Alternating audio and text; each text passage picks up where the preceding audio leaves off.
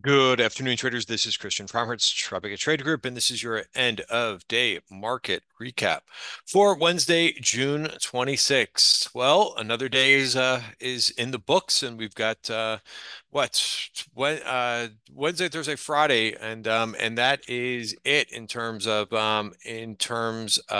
excuse me, Thursday and Friday. Two more days left for the month of June. Looking at the S&P right now, right? So a couple of things I'm going to talk about, some structural issues, and then we'll talk about some of the movers today, which we certainly had a couple good ones today. Um, Number one is that we're coming upon quarter end. So I think that you kind of just have to remember that.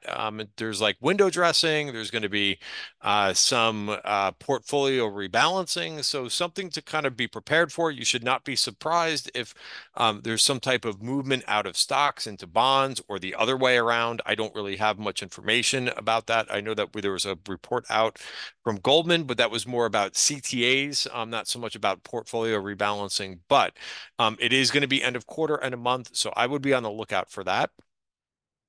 And I think smaller position sizes kind of helps in this situation. Number two, then you still have the Russell rebalance on Friday, which I've gone over a couple times now that it's not just the small caps, it's not just IWM, but it's actually things like IWF, right? Which is the large cap growth ETF that actually has more long assets, as I went through, I believe, in yesterday's video, more long assets tracking that ETF than the small cap ETF. So there's that going on. And, I think that there's been some, just like we saw with quadruple witching or triple witching, as we saw last week, there's pre-positioning ahead of that. So that said, that's just a couple things to kind of keep in mind.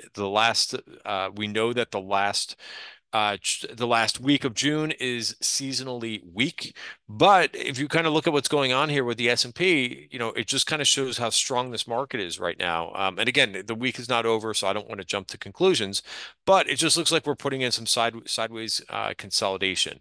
I would, in a perfect world, going back to where we were a week ago, remember how overbought we were? We got to a 78 RSI. So one of the things we're doing is kind of just burning off those overbought levels. I would love if the 20-day moving average would kind of catch up here. Remember last time in here when the 20-day moving average kind of caught up with the 5-day moving average, right? That ended up being a pretty nice leg higher. So I don't know if we're there yet. I'm content to kind of be patient with what we're seeing right now in the market. Also, when we look at the 1 hour value area, there's not a lot of signals going on here, right? I know everybody wants a signal and everybody wants to say, hey, I know which way the market's going to go. But just notice where we are. We're right where we started the week. We're locked in there. And this is the value area for the week, which is based on all of last week's activity. Hence, we're just staying in the range. All right. We break here or we break above. This could be, as we've talked about earlier in the week, this could be a short setup. Um, for a little bit of weakness because of that pension rebalancing and end of quarter rebalancing, but remains to be seen. Let's talk about the Qs for a minute. They had some strength, they've been having some relative strength the last 2 days after showing a little bit of weakness. Same thing here, a little bit of a further dip, but price is back above the 5-period moving average. So again, relative strength there in the Qs, and what can you say? They're really doing a good job after a little bit of sell off there at the end of the month and the beginning of the week. So reclaiming the 5-period moving average. Also looking at where this is now, there's a little bit of weakness after Micron earnings, but it looks like we're kind of hanging in there. So I know it says bullish 80% rule still in effect, but you just kind of have to take that with a grain of salt that we may not get the bullish 80% rule complete, given all the portfolio rebalancing and so forth that we're going to probably see as we get closer to the end of the week. All right. And then lastly, IWM, which has been back to underperforming a little bit, kind of just stuck in the mud inside the value area for the week, but really hasn't been doing much. And looking at this daily chart, it just looks like a mess. And and I will recap this as we get to the end of the week. But look at where we are in terms of the performance, right? Look at the different markets that we've got. Qs have had even though correcting a little bit over the last 5 days, down about 1%, that's still up 6.5% for the month. That is really strong, right? SPYs also no slouch there, up 3.4%. Of course, when you get to the mid caps and the small caps and things like that, they're both those are both down for the month. Look at the difference between growth and value. No growth investor really complaining about what they've seen this month, I don't think. Up 7% and value stocks are essentially flat for the month. Look at small cap, even small cap growth versus value. They still like it's just amazing to me the difference between what we're seeing in large caps and small caps. All right, let's get to so just that's just to kind of recap with where we are with 2 days left in the month, 2 days left in the quarter. Looking at today's performers, consumer discretionary. Why? Well, look at the two top stocks in consumer discretionary, right? And that's where I'm going to spend a little bit of time in this video. But let's do XLY and we'll bring up the components here. But look at the two top dogs in this ETF. Oh, look at it. It's actually Chipotle now. No, that can't be right. Oh, that's probably because of something with the split. But no, it's Amazon, which is 23%, and Tesla, 15% of the ETF. You add up two of those, and you're looking at almost, if you want to round up a little bit, we're talking about almost 40% of this ETF. Home Depot's down here at 9%, McDonald's, so on and so forth. But it's really top heavy, just as XLC is, right? The communications ETF with Meta and Google, just as XLK is with Apple and Microsoft in there. And NVIDIA at this point. I should say NVIDIA because that has changed. By the way, this is what XLK looks like, right? Since it's changed components, right? You could see that Microsoft is the biggest weight, then NVIDIA, then Apple, all the way down at 4%. But yeah, you've got, the big ETFs are very top heavy to names, but that's market cap weighted for you. All right, so let's get down to this. Let's go over Amazon first. This is a trade that I put on Friday. On the break of the value area, I wasn't too happy with watching what it did, but I kind of stayed in it. Amazon's one of those names that it's been a little bit tricky over the last quarter, right? It's had some ups and downs, but it really has overall been going sideways. Look at the move today. Now, I think this had to do maybe a little bit with Rivian because they own about 135 million shares of Rivian. Rivian, by the way, was not so much of a trade for the day. It kind of sold off. Look at it, went right to this Virgin point of control and stalled there. The highs and were in the after hours market. I think it traded all the way up to like 18, but it's still a very impressive move. There just wasn't really much to do today. It all happened in the overnight market, but that's still a nice gain for Amazon. A lot of people, I tweeted this out earlier. A lot of people asked me, they're like, well, what's Amazon's cost basis? I don't know, and I don't care. To be honest, right?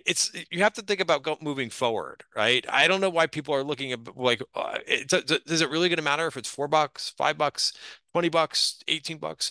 Look at the gain from yesterday, right? And think about as well, like going forward, will they have a gain on their hands? Or, think about how many shares that they own and how much it went up from yesterday.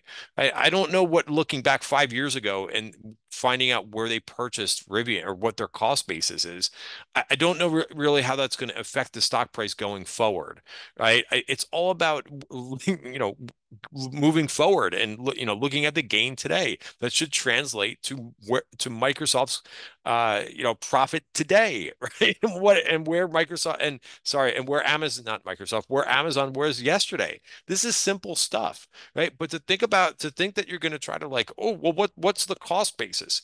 It's a waste of time. To what? To see if they made money or lost money over the last 5 years? What did they do from yesterday? Is it a gain on their books from where they were holding it yesterday, or is it a loss? It's a gain. It's a big gain from yesterday, and hence, right, because all that price action of where they originally bought. Where their cost basis in Rivian is already worked into the stock from years past, right? This is not rocket science, guys. But literally, I received a bunch of questions asking me what the cost basis is. Like, I'll move on anyway. But from it, it's already worked into the stock price of Amazon, right? Everybody knows this information. So I think that was a contributing factor. But hey, this is a real nice breakout, right? And we've been seeing just a lot of strength, just staying with these big cap names. Google obviously did this last week too, right? Google's been riding a breakout, right? We talked about how Google got a bit boring here from over the last month, not over the last 6 months, but just over the last month, and now is breaking out and looks really strong here, right? Staying above the 5 period moving average and trending. Maybe these things will continue to trend into their earnings. Meta, I don't own Meta, but this is also making a nice move. It's been a little bit slower, but that also looks pretty darn constructive.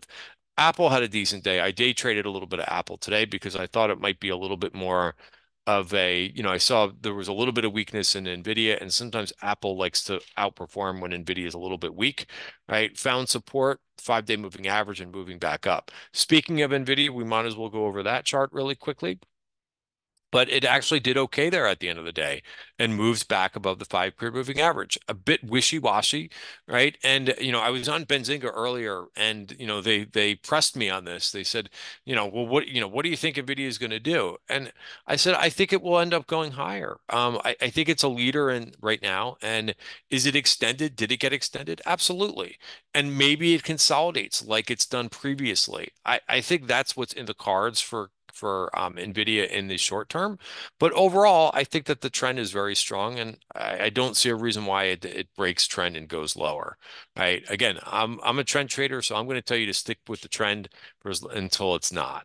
Right? That's NVIDIA. Let's talk about Tesla. Tesla, I have not been involved in Tesla at all because I have been watching a level in Tesla. So let me just back this up for a minute and see if it will fix this. But let's get to Tesla.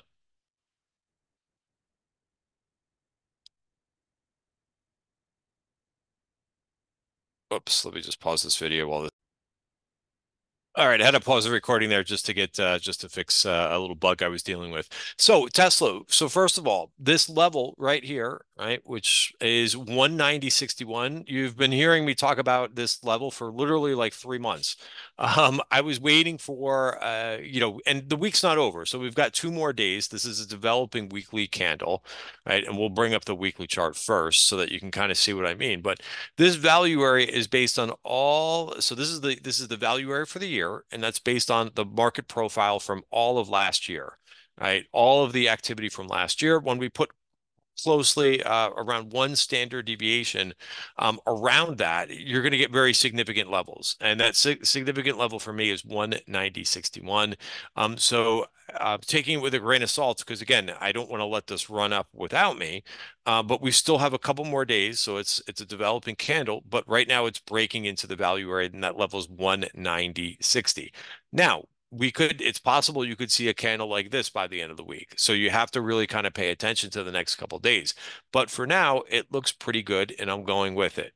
Right. So I got long today. We're going to have to, there's still going to be overhead supply. But for now, I'm long this, right? I have a signal and I go long versus the signal, right? There's so many people who make it more complicated, right? That's all it is, guys. It's a level to trade against. So I'll be long versus this 190 level, and we'll see where it goes. Could it go to 212? Could it go to the 200-day moving average? I'll probably be taking profits along the way, and then back if it backs and fills, then I will re-add.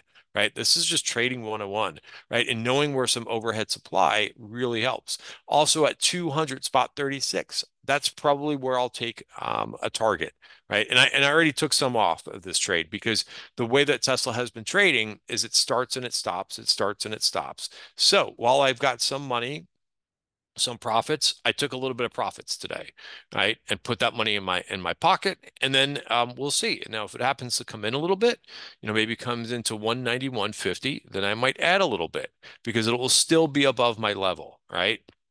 All right, so what am I doing by going all the way through through these different levels, upside, downside, right? I'm formulating a trading plan to say, this is what I'm going to do if X happens. This is what I'm going to do if Y happens, right? By doing all of this and planning this out, if you do this in your trading, you're putting yourself so much more far ahead of, what everybody else is doing, which is who is running on emotions, right? Chasing, right? FOMO, right? And not having a trailing stop, not having a stop price, right? That's where people get into trouble trading. If you plan things out to say, hey, I'm going to take some profits at 200. Hey, I'm going to take some profits at the 200-day moving average. Hey, if this doesn't close above 190 by the end of the week, I'm taking the trade off.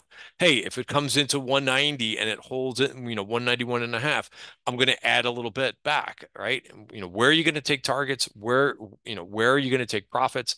Where is the trade not going to work, right? All of these things will help you take the emotion out of your trading plan, right?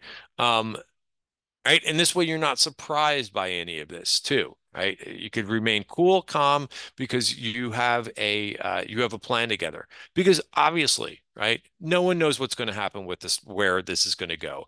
All you could do is plan, right? I hate to say it, but I know some people think that there's a crystal ball out there and only the best, smartest people can read the crystal ball. It doesn't work that way. Everything is a trade, right? Keep your emotion in check. All right, so that's basically just what I wanted to cover. I think Micron will be interesting. I don't know if their conference call started, but this thing is trading down a little bit. I sold it looks like it's trading back. Look at the VPOC, right? So it's kind of hanging around this virgin point of control around 135. Overall, I don't think their numbers were bad. Just the expectations were too high, and they were implying, I think it was like a 14% move or something like that for earnings, which is too high. I sold the call spread, right, for our earnings trade. So I think that went pretty well. Other names, I think that's mainly what I wanted to cover in today's video. Um, Still looking at a couple things like Broadcom, AVGO. I like where this is at. Now, it may ultimately fill back in here to the 20-day moving average, right? Really didn't turn the corner, but it's something that I'm watching. Adobe is a name to kind of to pay attention to because there was some call buying in this thing. Remember, this had a strong earnings report and has basically gone sideways. Watch this 1 hour top of value in this, which is right around 529.85. Another name that was interesting, saw some option activity. Again, this is more of a squeeze type name, right? But this is MobileEye. Remember, this saw call activity here, name ran up, and then of course got squashed, right? But starting to see some call activity back in here. So I think that's also an interesting name. All right, guys, I'll leave it there for today's recap. Have a great night. And hope this helped. If it did, put a like in the YouTube. And also, I will hopefully we'll be able to announce it maybe tomorrow.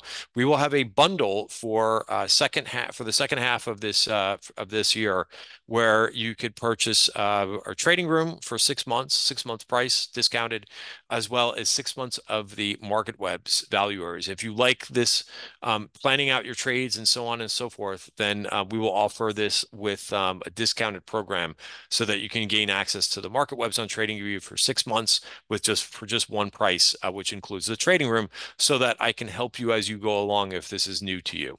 Have a great night, everybody.